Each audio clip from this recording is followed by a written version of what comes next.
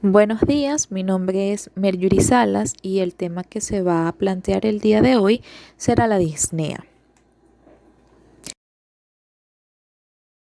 Ahora, la disnea es la sensación que se experimenta cuando el acto de respirar se presenta en la esfera consciente como un esfuerzo desagradable. Es un fenómeno totalmente sugestivo, aunque conlleva un esfuerzo respiratorio y también participa lo que serían los músculos accesorios.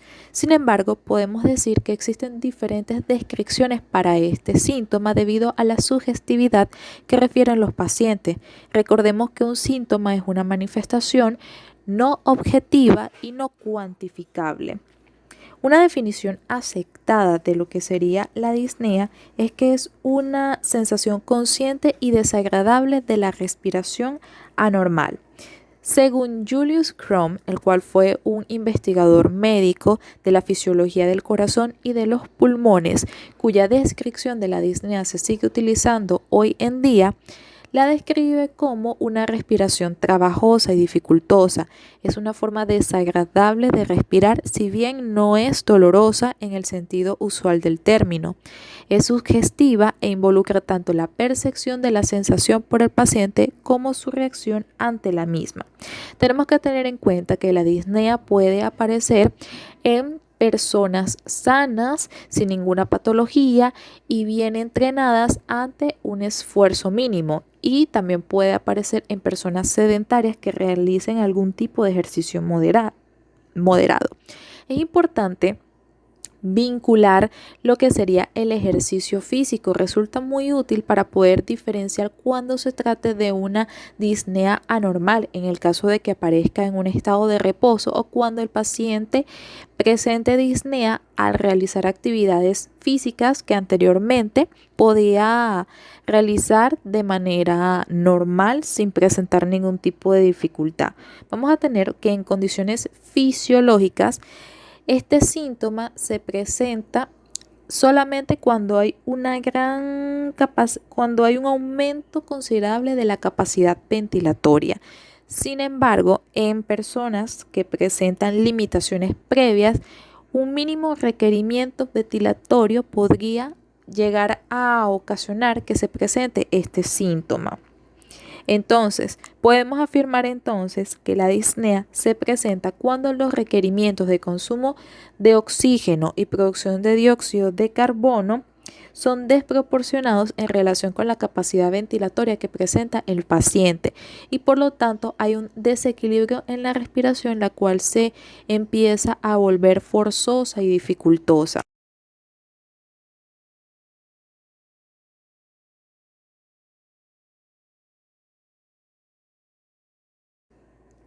Vamos a tener que los pacientes, debido a esta sugestividad, presentan una serie de quejas que son muy similares y que conforman lo que sería el lenguaje de la dificultad respiratoria.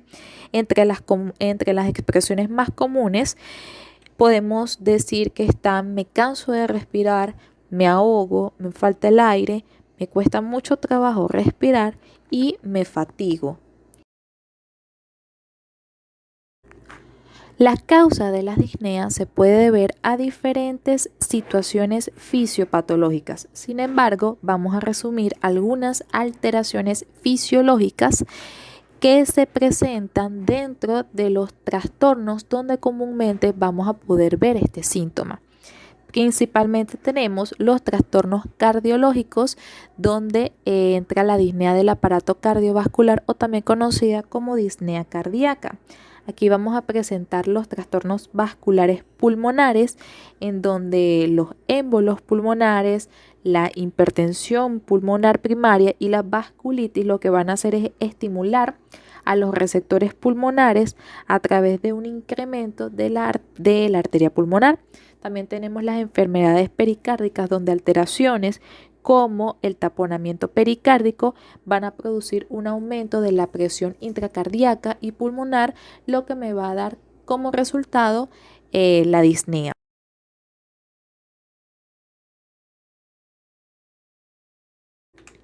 También vamos a tener los trastornos respiratorios, también se conoce como disnea del aparato respiratorio o disnea respiratoria. Se van a presentar en enfermedades de las vías respiratorias, como por ejemplo el asma, el EPOC, son causas frecuentes de este tipo de disnea porque se acompaña de un incremento del trabajo respiratorio. También tenemos que el broncoespasmo puede llegar a causar una sensación de opresión torácica e hiperventilación. Tenemos los trastornos de la pared torácica, donde la rigidez de la pared torácica y también la debilidad neuromuscular pueden llegar a incrementar el trabajo de la respiración. Y tenemos los trastornos del parénquima pulmonar, en donde alteraciones como las enfermedades pulmonares intersticiales van a producir una disminución de la distensibilidad pulmonar y por lo tanto un aumento de lo que sería el trabajo de la respiración. Otras causas no menos importantes van a presentarse la disnea como secundaria a cuadros anémicos. En el caso de la obesidad se debe a fenómenos principalmente restrictivos y al mayor trabajo muscular necesario para poder movilizar esta masa corporal aumentada. Vamos a tener también que el sedentarismo y reposo prolongado va a disminuir la tolerancia al esfuerzo al deteriorar la eficiencia del sistema de transporte y extracción de oxígeno. Finalmente, una de las causas sería la asociada a los trastornos psicológicos, como por ejemplo la ansiedad, en donde es común la presencia de lo que sería la hiperventilación. En primer lugar, resulta muy útil clasificar a la disnea en grados de intensidad, porque como sabemos, realmente no existen los parámetros adecuados que puedan medir a este tipo de síntoma. Por lo tanto, se pueden establecer diferentes grados según la actividad física con la que aparezca y esto nos orienta sobre la gravedad de la misma. Por esto se continúa empleando la clasificación del New York Heart Association, que fue propuesta inicialmente como grado de capacidad funcional para los pacientes que presentaban insuficiencia cardíaca y que también se utiliza ahora para el dolor precordial. Sin embargo, tenemos que tener en cuenta que el esfuerzo necesario para generar disnea va a variar de una persona a otra, también puede variar según la edad, según lo que sería la actividad habitual y también el entrenamiento físico. Por eso resulta de gran valor establecer si una actividad que antes no te ocasionaba ningún tipo de problema, ahora sí lo hace. En esta tabla que podemos observar se va a clasificar a la disnea en 4 grados, en donde se basa en las limitaciones en la actividad física del paciente ocasionada principalmente por síntomas cardíacos. Aquí podemos observar que tenemos grado 1, grado 2, grado 3 y grado 4. El grado 1, como dice la tabla, ausencia de síntomas con la actividad habitual, es decir, aparece cuando se realizan esfuerzos mayores a lo que es cotidiano, como por ejemplo correr o subir varios pisos en escaleras. Tenemos el grado 2, donde hay síntomas con una actividad moderada, es decir, donde hay un esfuerzo mayor a lo que es habitual, ya sea caminar o subir 1 o 2 pisos. Tenemos el grado 3, que son síntomas con escasa actividad, es decir, esfuerzos menores a lo habitual, como higienizarse, vestirse, comer. Y finalmente tenemos el grado 4, donde los síntomas van a aparecer en estado de reposo. Vamos a tener entonces que otro tipo de clasificación es la que utiliza el MRC, principalmente para lo que serían los pacientes con EPOC. Esta tabla también se divide en grados, grado 0, 1, 2, 3 y 4. Vamos a tener que el grado 0 hay una ausencia de disnea, excepto cuando se realiza algún tipo de ejercicio intenso. Grado 1, disnea al andar deprisa. Grado 2, vamos a tener una incapacidad de mantener el paso de otras personas que tienen la misma edad aún en un terreno completamente llano. Vamos a tener el grado 3 en donde las personas van a tener que descansar cada 100 metros a los pocos minutos en un terreno que sea completamente plano. Y finalmente tenemos el grado 4 donde el mismo síntoma va a impedir al paciente salir de casa o va a ocasionar su aparición en actividades como vestirse o desvestirse. Vamos a tener también que la disnea se puede clasificar según su tiempo de aparición. Puede ser una disnea aguda o de reciente comienzo, de días o horas. Este tipo de síntoma es muy común en los servicios de emergencia. Suele asociarse con lo que sería falla aguda ventricular izquierda, crisis de broncoespasmo, neumonía, neumotórax o por trastornos de ansiedad, ya sea hiperventilación o ataques de pánico. Las causas menos comunes serían las embolias grasas y aéreas y también los accidentes aspirativos, que son muy comunes en los pacientes alcohólicos, parkinsonianos o epilépticos.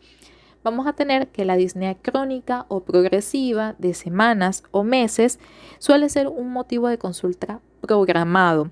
Es decir, no es urgente a menos que se pueda observar un deterioro sumamente rápido. De otra manera, este tipo de síntoma va a un tratamiento que puede ser de manera ambulatoria. Entre los cuadros clínicos en donde a menudo se asocia este tipo de disnea crónica sería en enfermedades pulmonares obstructivas crónicas, cuyas siglas son EPOC, la insuficiencia cardíaca crónica, estados anémicos, obesidad, embarazo y ansiedad. Para continuar, vamos a tener lo que serían los tipos clínicos de disnea, en donde se va a presentar la disnea de esfuerzo. Vamos a tener que es el síntoma más común de la insuficiencia cardíaca izquierda o también de la patología de la válvula mitral. Vamos a tener que al principio se observa solo durante la actividad, pero a medida que va avanzando la insuficiencia cardíaca, la disnea se va haciendo progresiva hasta que finalmente el paciente sufre de disnea incluso cuando está en reposo. Es decir, que ella se va implantando desde grandes esfuerzos, mediados y pequeños esfuerzos, llegando hasta lo que sería el reposo. También podemos observarlo en pacientes con EPOC, ya que suele ser uno de los síntomas más frecuentes en anemias, obesidad o también en alteraciones de la caja torácica. Vamos a tener a la ortopnea, que es la disnea que aparece en posición de decúbito en la insuficiencia cardíaca en una fase más avanzada que la disnea de esfuerzo. Es un síntoma que también puede aparecer en la congestión pulmonar. Básicamente es un síntoma que el paciente va a presentar al minuto de acostarse, va a tener una dificultad respiratoria en posición horizontal que lo va a obligar a estar de pie o simplemente a sentarse, aumentando también el número de almohadas que utiliza para poder dormir. Suele aparecer cuando el paciente está despierto y se debe a que esta posición en decúbito incrementa lo que sería el volumen sanguíneo intratorácico y la presión capilar pulmonar. También esto ocasiona una disminución de la capacidad vital. La elevación del diafragma también va a contribuir a limitar aún más la ventilación. Todo esto en conjunto va a alterar el intercambio gaseoso para poder llegar a generar la disnea. La ortopnea también puede aparecer en neumopatías crónicas, en anemia, EPOC, y también en el último trimestre de embarazo. Que la disnea paroxítica nocturna. Generalmente se caracteriza por crisis de disnea aguda que ocurre de 1 a 2 horas después de acostarse y tiende a durar de 10 a 30 minutos. El paciente se despierta y inmediatamente busca aire en alguna ventana o en algún tipo de exposición. Suele producirse en pacientes con insuficiencia cardíaca o descompensada o avanzada. Entre los mecanismos que la provocan se encuentra el aumento del volumen intratorácico de sangre en posición de cúbito, la disminución de los impulsos adrenérgicos del ventrículo izquierdo y la depresión nocturna fisiológica del centro respiratorio. Vamos a tener a la disnea de reposo, que está asociada a signos de hipoxia, se da en el edema agudo pulmonar y requiere una intervención terapéutica urgente. Principalmente este tipo de disnea se debe a que los espacios alveolares están ocupados por el líquido de trasudación de los capilares pulmonares, los cuales lo producen en situaciones como una crisis hipertensiva, insuficiencia valvular mitral aguda y en arritmias rápidas. Vamos a tener que la platipnea aparece en posición de pie y se alivia en decúbito. Es una forma muy poco frecuente, pero puede ser evidente en pacientes con shunts intratorácicos y también con cirrosis hepática. Finalmente tenemos la trepopnea, que es una disnea que se manifiesta en decúbito lateral. Es también muy poco frecuente y se da en enfermedades unilaterales. Y para finalizar, vamos a hablar un poco sobre lo que sería la anamnesis de los pacientes que presentan este tipo de síntomas. Se debe interrogar al paciente para que se pueda establecer qué tipo de disnea es. Si es una disnea aguda, como vimos anteriormente, es una disnea de pocas horas o días, o si es una disnea crónica, es decir, de semanas, meses. Además, también se debe averiguar la clase funcional y su progresión, es decir, si aparece ante esfuerzos que son cada vez menores y también si hay algún síntoma, a la presencia de algún síntoma asociado. Algunas de las preguntas que se le hacen a este tipo de pacientes sería: ¿cuánto hace que se manifiesta la sensación de dificultad respiratoria? ¿Qué otras molestias o síntomas acompañan al cuadro? ¿El comienzo de la sensación de falta de aire fue gradual o súbito? Como podemos observar en la lámina, hay un pequeño cuadro resumen sobre la anamnesis del paciente con disnea. Muchas gracias.